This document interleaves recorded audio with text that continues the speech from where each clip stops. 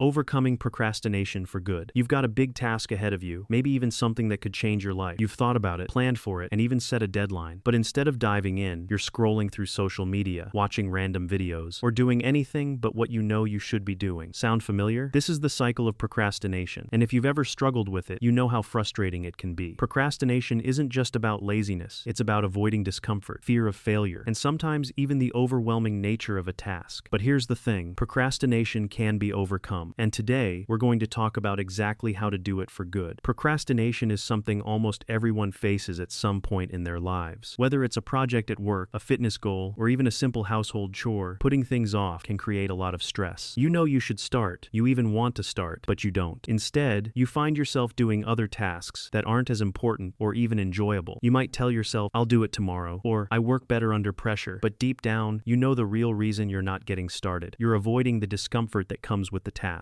Whether it's the fear of failure, perfectionism, or just feeling overwhelmed by the sheer size of the job, procrastination always finds a way to creep in. So, why does this happen? Why is it so hard to push past that initial barrier and take action? The truth is that procrastination is a habit of delaying, avoiding, and making excuses, and like any habit, it can be changed with the right strategies and mindset. Procrastination is more complex than just laziness or poor time management. It's deeply tied to your psychological state and your brain's need for instant gratification. When you have a task ahead of you, your brain instinctively feels a sense of discomfort or stress. Instead of confronting that feeling, you escape by engaging in something easier and more pleasurable, like watching TV or checking your phone. What's really happening is that your brain is avoiding negative emotions tied to the task, whether it's fear, anxiety, or even boredom. This avoidance feels good in the moment, but over time, it creates stress, guilt, and a sense of being stuck. It's a cycle. Avoidance feels good now, but it only leads to more frustration later. Understanding why procrastination happens is the first step toward overcoming it. Once you realize that it's a natural response to negative emotions, you can start to work with it instead of against it. Here's something that might surprise you. Procrastination doesn't save time. In fact, it wastes it. The longer you put something off, the more mental energy you drain by thinking about it, feeling guilty, and stressing over the looming deadline. Instead of getting it done and moving on, procrastination keeps the task in your mind, creating an ongoing mental load that can weigh you down. Procrastination also affects your productivity. When you avoid a task, you lose valuable time that could have been used to make progress toward your goals. The longer you procrastinate, the bigger the task feels, leading to even more resistance to starting. This can lead to a vicious cycle where you feel like you're always behind, never quite catching up, and ultimately missing out on the opportunities that discipline and action can bring. While procrastination can feel like just a time management issue, it often stems from deeper fears and mindset problems. Two common causes of procrastination are fear of failure and perfectionism. Fear of failure. You might avoid starting a project because you're afraid it won't go well. This fear can be paralyzing. It's easier to not try at all than to risk failing, but this keeps you stuck in place, never allowing yourself to experience growth. Perfectionism. The desire to do everything perfectly can lead to procrastination as well. When you feel like you have to do something flawlessly, the pressure can stop you from even starting. Perfectionism often leads to analysis paralysis, where you overthink every detail and never actually take action. Both of these issues keep you from moving forward. But the good news is that both fear and perfectionism can be managed by shifting your mindset and taking action in small, manageable steps. Here's the shift that will change everything. Stop waiting for the perfect moment to start. You don't need to have everything figured out, and you don't need everything to be perfect. The truth is that the best way to overcome procrastination is to simply start, even if it's not perfect. Perfection is the enemy of progress. You need to embrace the fact that action, even imperfect action, is always better than no action at all. Start with small, manageable steps. Just make a decision to get started, and the momentum will carry you forward. Now that we've explored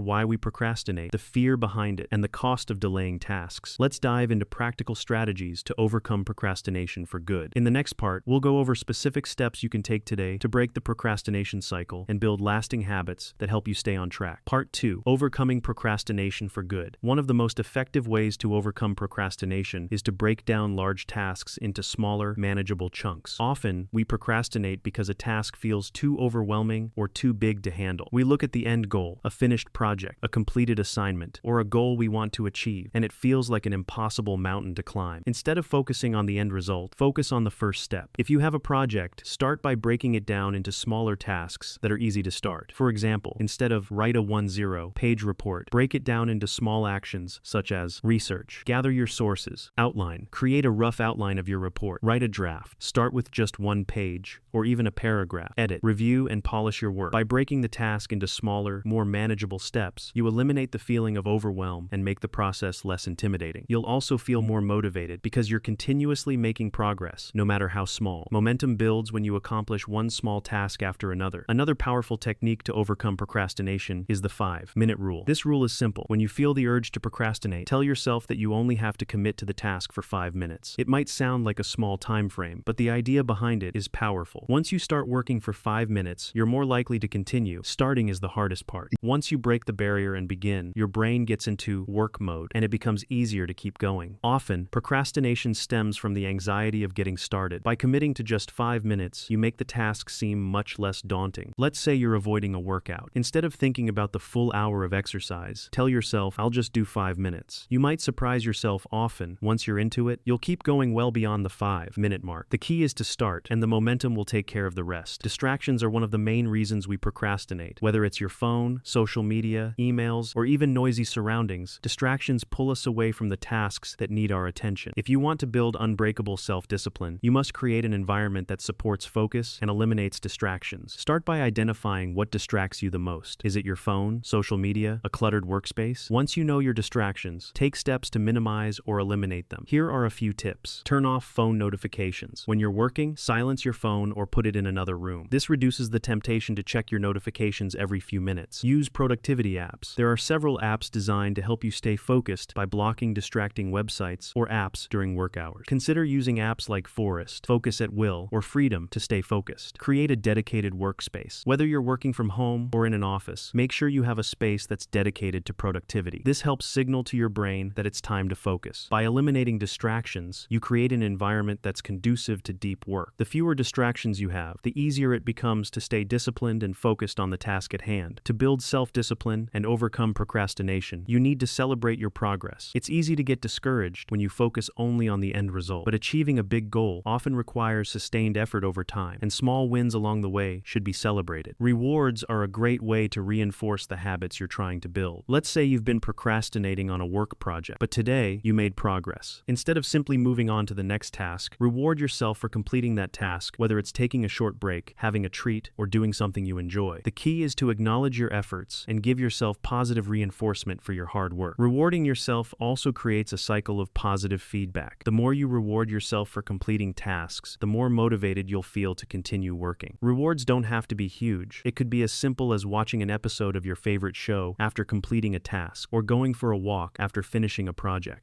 Sometimes, the reason you procrastinate is because your environment doesn't support your goals.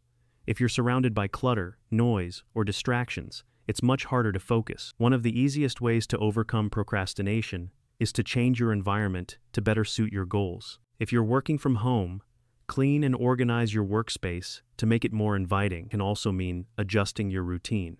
If you've been procrastinating on a project, change where and when you work on it. Work in a new location, or choose a time of day when you're naturally more alert and productive. Experimenting with different environments can help you find the one that works best for you. Procrastination isn't just about laziness or poor time management. It's also deeply emotional. Many times, we procrastinate because we feel anxious, overwhelmed, or afraid of the task at hand. When we avoid tasks, we avoid these uncomfortable feelings. However, avoiding tasks only amplifies the negative emotions associated with them. To combat procrastination, you need to understand the emotions tied to it. Is there something you're afraid of, like failing or making a mistake? Are you worried about not being perfect? Identifying the root cause of your procrastination is the first step to overcoming it. Once you acknowledge the emotions, break the cycle of avoidance. Take small actions that reduce the discomfort. For example, if you're afraid of failing at a project, remind yourself that making mistakes is part of the process. If you feel overwhelmed by the size of the task, break it down into smaller, less intimidating pieces. By addressing the emotional side of procrastination, you begin to build emotional resilience and develop a healthier relationship with your work. Visualization is a powerful tool to combat procrastination. It involves mentally picturing the outcome of completing a task and imagining the positive feelings that will come with it. When you visualize your success, you build motivation and focus. It's like giving yourself a mental preview of the reward. Before you start a task, take a few moments to close your eyes and visualize yourself completing it. Imagine the sense of accomplishment you'll feel once the task is done, and picture the benefits that will follow, whether it's the satisfaction of checking it off your list or the positive impact on your goals. This technique helps to create a strong emotional connection to the task, which makes it easier to push through procrastination. The more vividly you can picture the positive outcome, the more likely you are to start the task and finish it. One of the most powerful ways to break free from procrastination is to connect deeply with your why. The emotion behind your goal is often the key to overcoming procrastination and staying on track. We are often our own worst critics. When we procrastinate, it's easy to start beating ourselves up. You might think, "I'm lazy, I'll never get this done," or "Why can't I just be more disciplined?" However, being hard on yourself only increases feelings of guilt, shame, and stress, which fuels procrastination. Instead of judging yourself, practice self-compassion. Acknowledge that everyone struggles with procrastination from time to time, and that it's a normal part of the human experience.